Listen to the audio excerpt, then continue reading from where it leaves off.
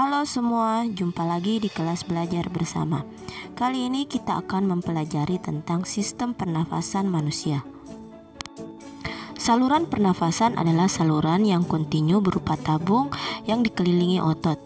Saluran pernafasan menyalurkan udara dari luar tubuh ke dalam tubuh. Organ-organ yang berperan dalam sistem pernafasan yaitu rongga hidung, faring, laring, trakea, bronkus, bronkeolus, paru-paru, dan alveolus. Kita bahas satu persatu. Pertama-tama udara akan masuk di rongga hidung. Di rongga hidung terdapat selaput lendir yang berfungsi menangkap benda asing yang masuk. Kemudian ada rambut pendek yang berfungsi untuk menyaring kotoran. Dari rongga hidung, udara akan turun ke faring, yang merupakan persimpangan antara saluran makanan dan saluran respirasi.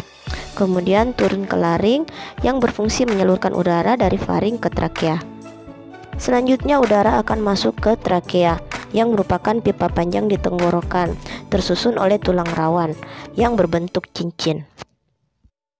Bagian dalam terdapat silia penyaring benda asing yang masuk ke dalam saluran pernafasan. Selanjutnya udara akan turun ke bronkus yang merupakan percabangan untuk masuk ke dalam paru-paru. Dari bronkus udara akan masuk ke paru-paru.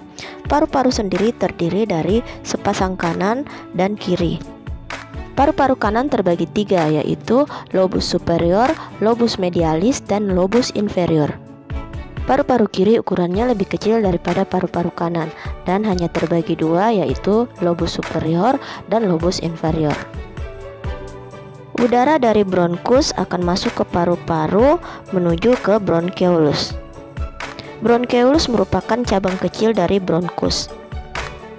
Di dalam bronkeolus udara akan diteruskan ke alveolus untuk terjadi pertukaran antara oksigen dan karbon dioksida. Alveolus terdiri atas gelembung-gelembung udara. Permukaan alveolus dilengkapi kapiler yang berfungsi untuk pertukaran gas, yaitu gas oksigen dari luar tubuh dengan gas karbon dioksida dari dalam tubuh.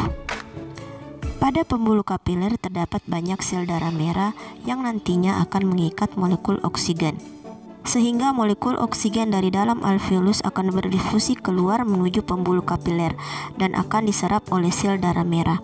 Sel darah merah yang tadinya keunguan akan berubah menjadi merah karena adanya kandungan oksigen. Selanjutnya sel darah merah akan dialirkan ke seluruh tubuh. Sedangkan molekul karbon dioksida dari dalam tubuh akan berdifusi di alveolus.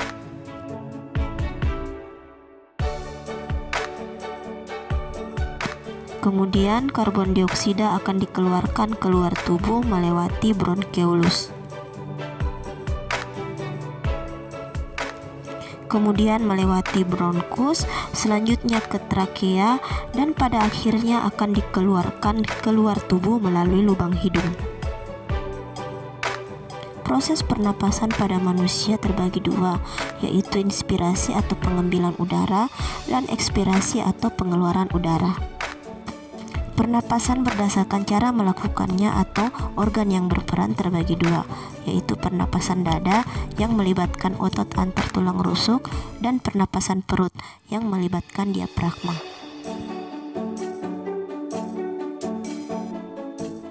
Pada pernapasan dada, proses inspirasi terjadi karena tulang rusuk terangkat karena kontraksi otot antar tulang rusuk, sehingga volume rongga dada membesar dan udara akan masuk.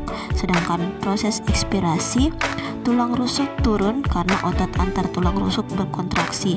Kemudian volume rongga dada mengecil dan udara akan terdorong keluar.